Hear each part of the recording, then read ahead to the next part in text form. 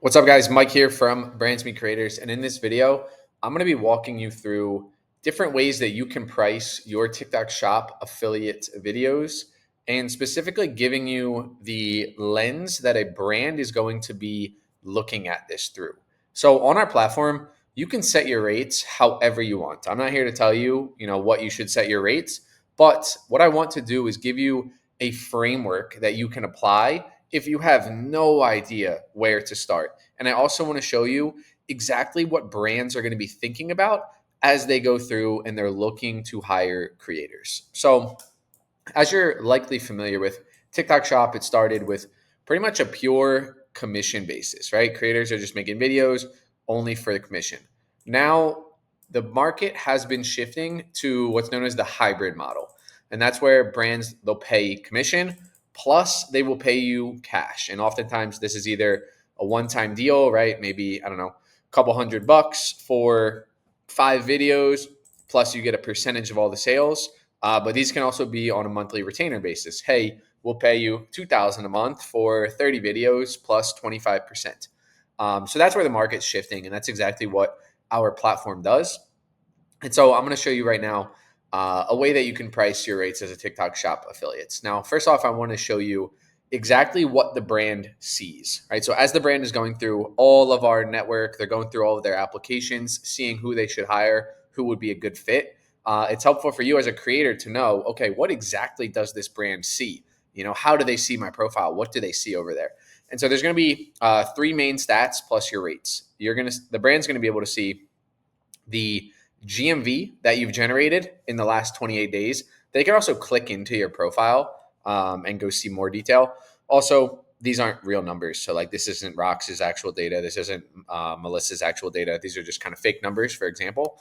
But they'll be able to see the GMV that you've generated and then the GMV per video, as well as the estimated ROI. Now, this estimated ROI is a huge one.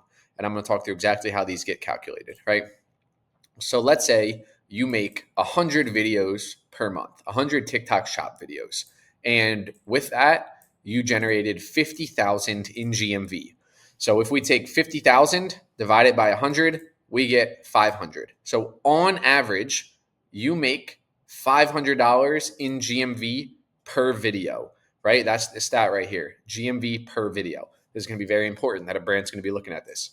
Now, if you make $500 per video, the brand is going to want to get some type of ROI on your content. So if you make 500 in GMV per video, they can't pay you 500 in GMV, right? Because they're paying you 500 and then you make them 500, but then they also got to pay your commission. They also got to pay shipping. They also got to pay price of their product. They also got to pay their team. So like they're just losing money if they're doing that. So what these brands are going to be looking for, kind of like that sweet spot, is probably around this like 5x ROI range. And I'll talk through why that is. But for example, if this is you right here, you make 100 videos a month, 50,000 GMV, you make on average $500 in GMV per video. A very competitive rate to set would be you charge $100 per video. If you set that, I think you have a very, very high likelihood of getting deals on this platform. Now, just for example, let's say you did 500 GMV per video and you set your rates to 500, your estimated ROI would show as a 1. And so brands are going to be able to go and like filter and sort by estimated ROI in here. So why is that sweet spot around 5x? You have to consider that the brand is also going to be paying you a commission on top of this, on top of the cash payment. They have to pay TikTok. They have to pay shipping. They actually have to pay for the cost of the product, right? So if we think about it like this, they're probably paying you somewhere around the 20% commission.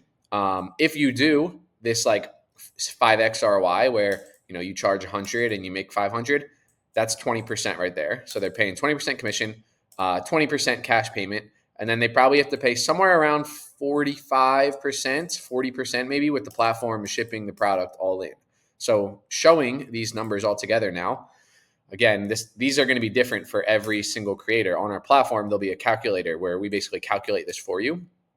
But, let's say you make 500 GMV on average per video and you charge 100 per video. Basically, the brand's going to be paying you $100 in cash. That's about 20% of this. Plus, they're paying you whatever the commission is. Maybe they set it to 30, maybe it's 20. So right there, that's another $100. So that's 40%.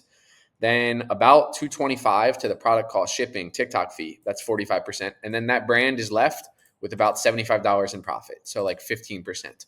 So that's why it's kind of a sweet spot for the brand if they can get somewhere around that like 5x estimated ROI price. That's what they're going to be looking for.